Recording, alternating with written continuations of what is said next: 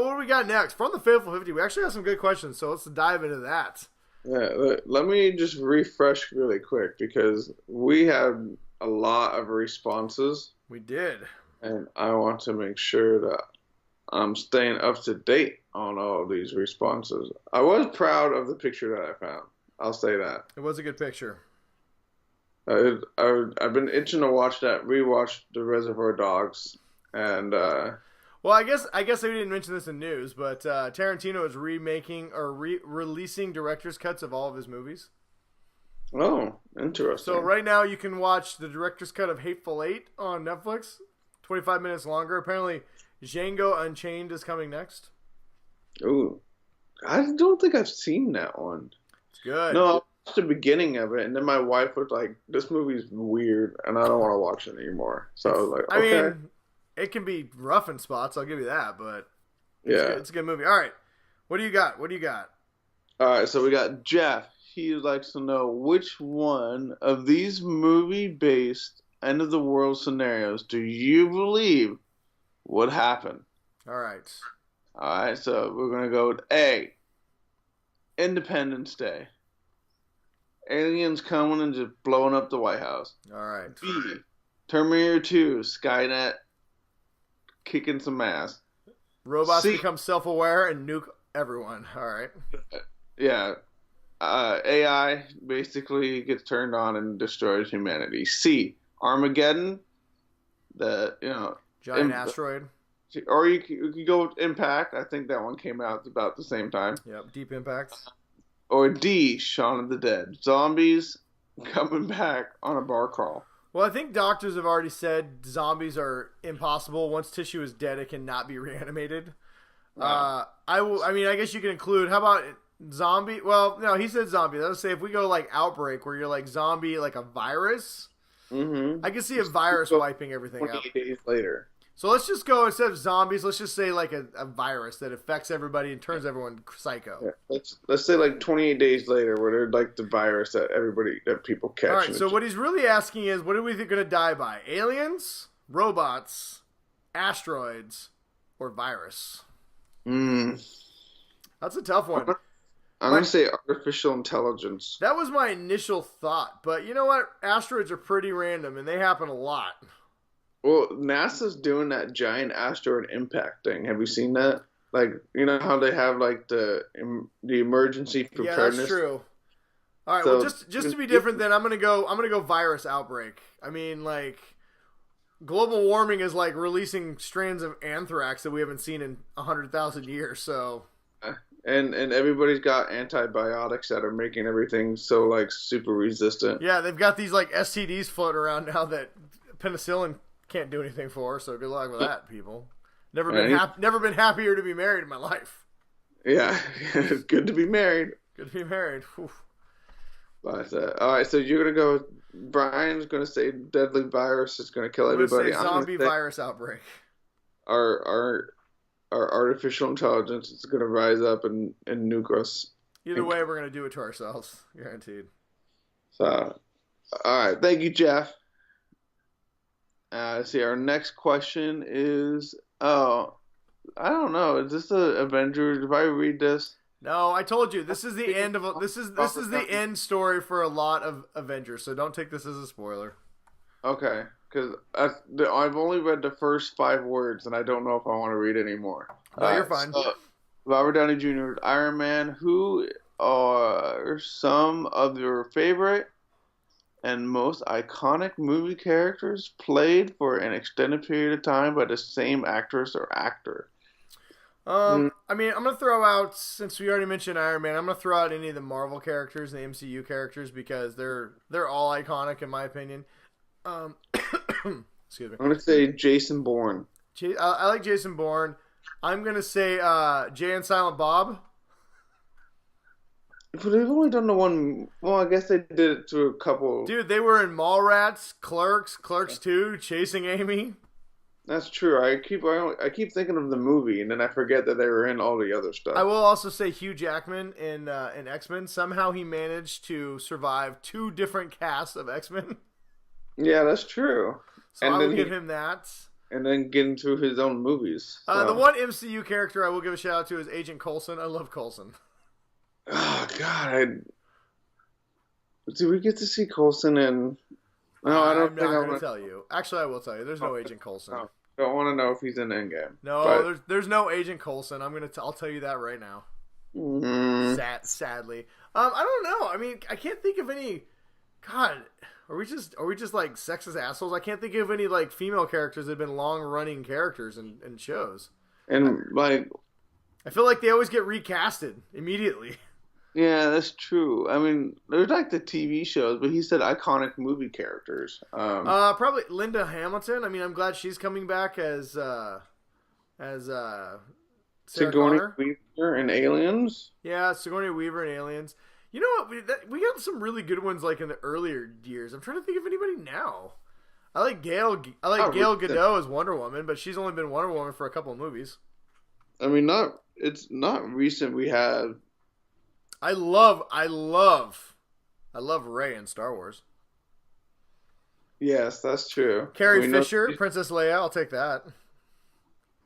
Yeah, Princess Leia's stuck around for a long time. Who else? I mean, I like Arnold Schwarzenegger as Terminator. It's pretty cool. I like the Predator as the Predator.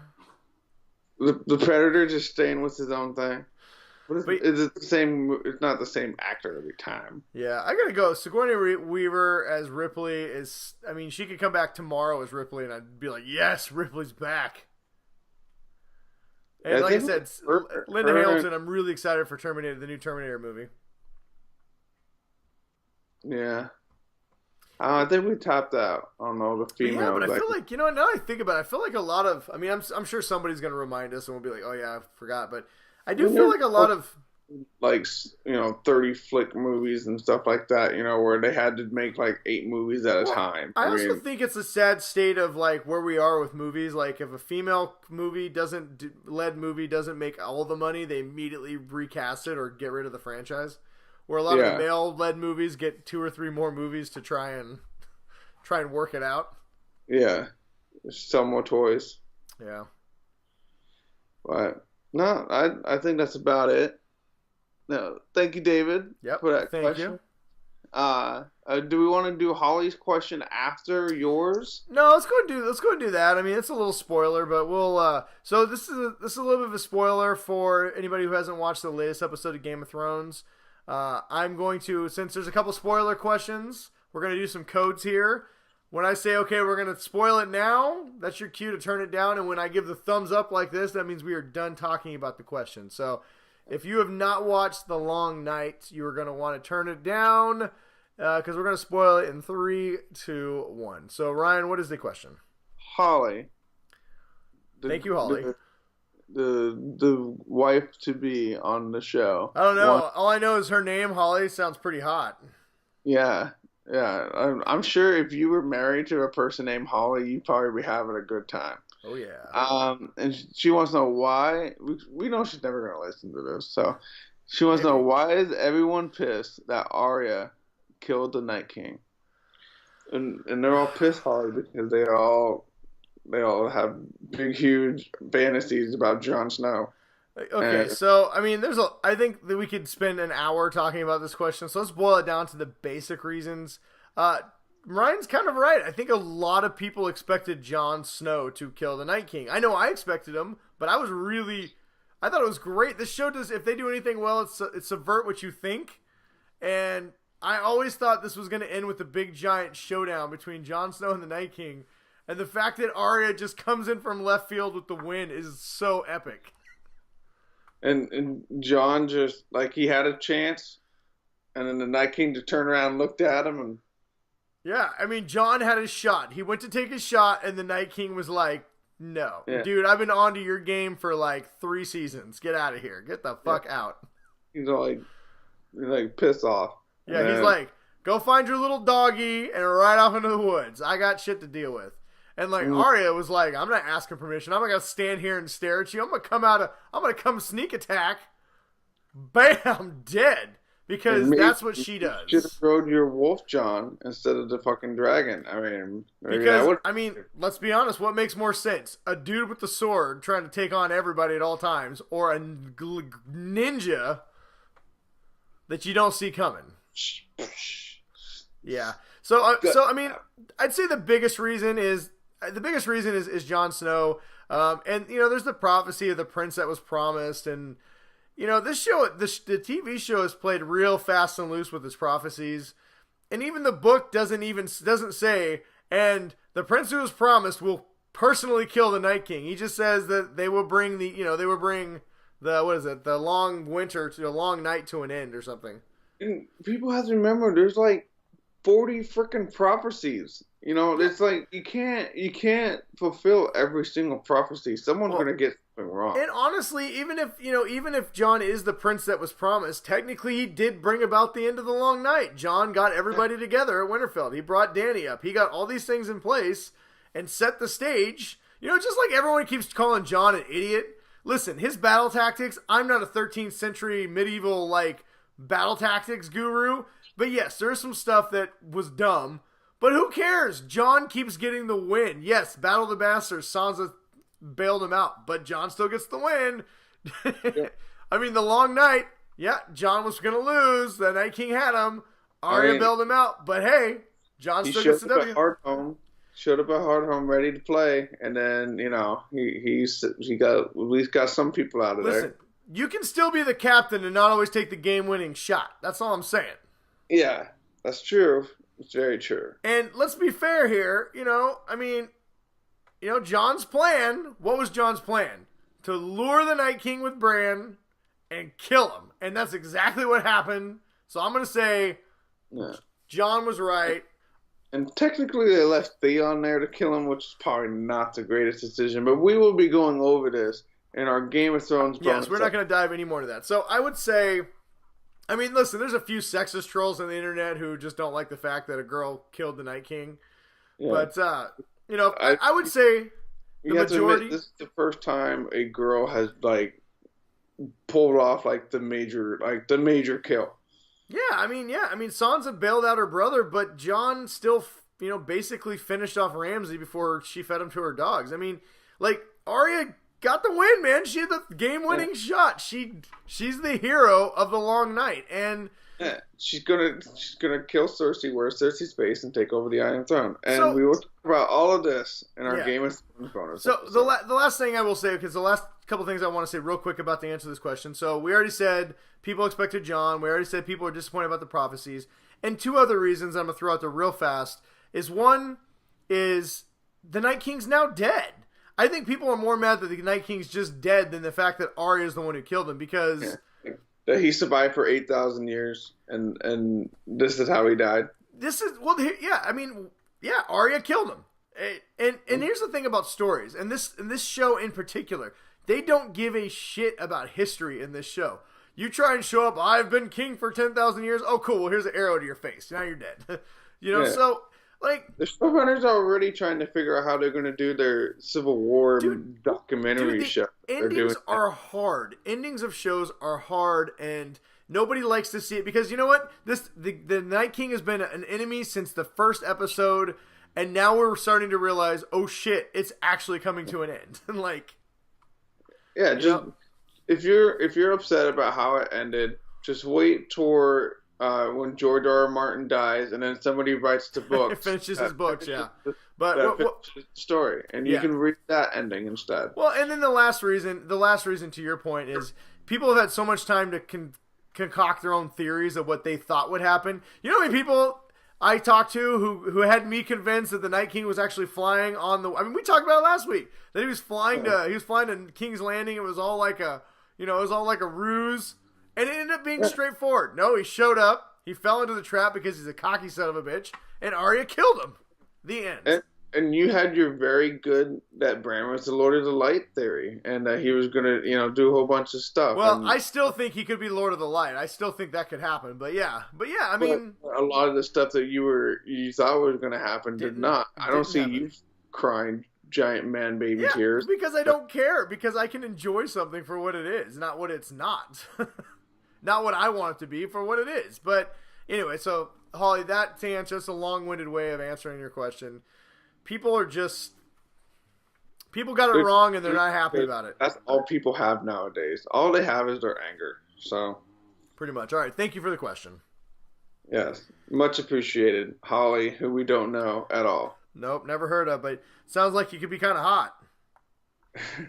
I have no comment on that aspect of it.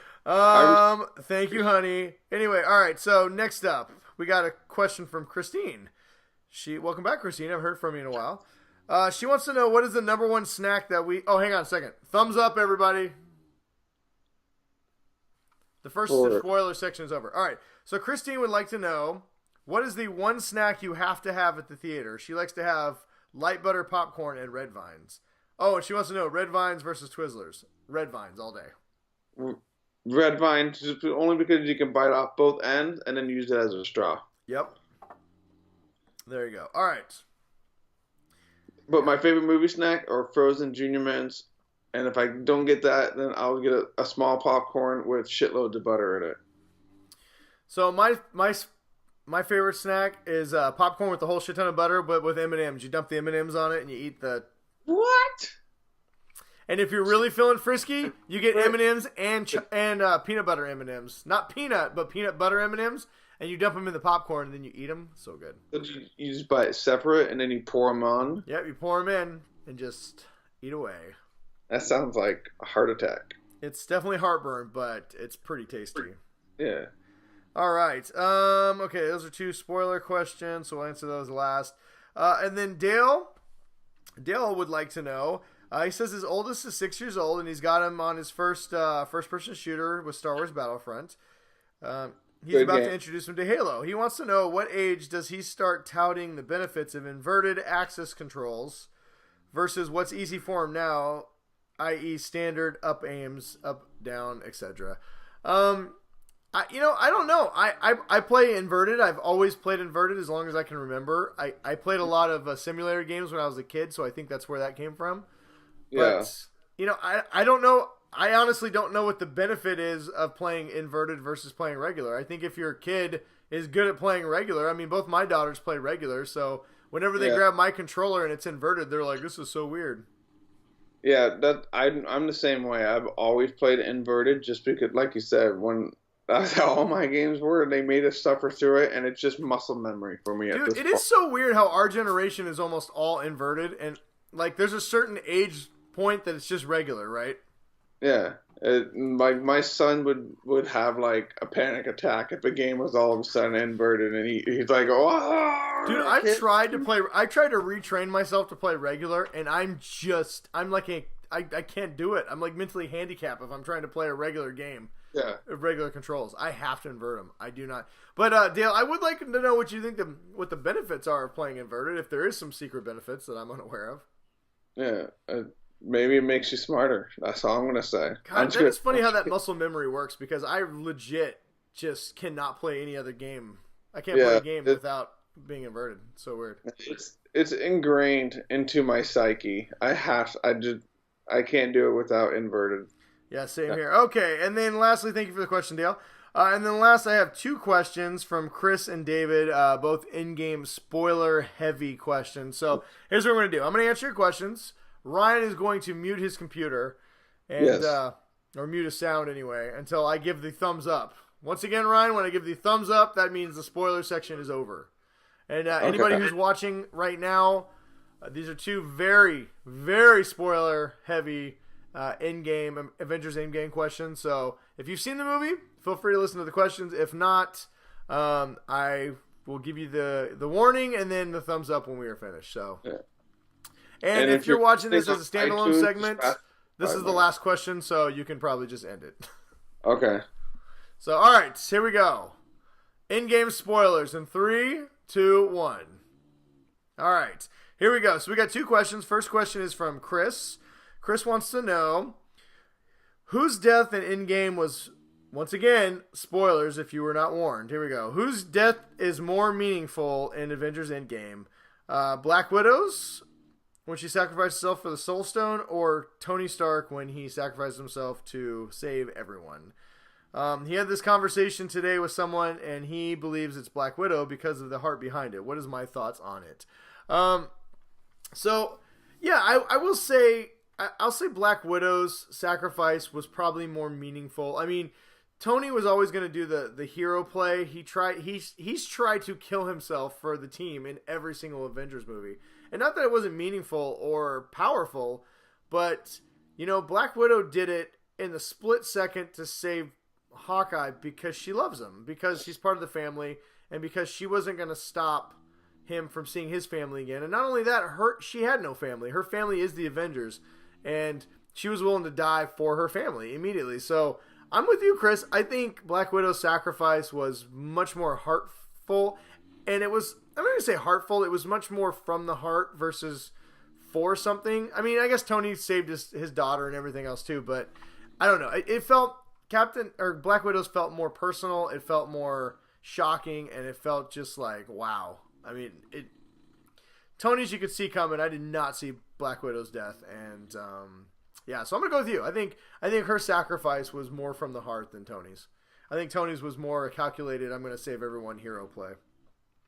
All right, even though it was still pretty boss of Tony. That was such a good scene. Oh, Spider-Man comes over and he's like, I'm here, man. I'm here. Oh, God, so good. I can't wait to see a movie again. All right, and then David wants to know my thoughts as Falcon as the new Captain America. I like it. I mean, it's in the comics. You know, Falcon is not my favorite Captain America. I really liked Bucky a lot more as Captain America, and I think we're going to see, they do have a show together, so I think we're going to see possibly the shield being passed between the two of them before the series is over. That being said, I do really like Falcon in the MCU, and I'm looking forward to see what his Captain America will be. You know, it'd be cool to see him in a Captain America Falcon suit, and I think he'll be a good Captain America. So I just hope that they don't forget about Bucky. I'd like to see them both be Captain America for a little while. I'm really looking forward to seeing the team up between the two of them. But I am glad that Captain passed it off to at least one of them, and we are going to get some of that comic book storyline in the movies. So there you go. That's my thoughts on the new Captain America. So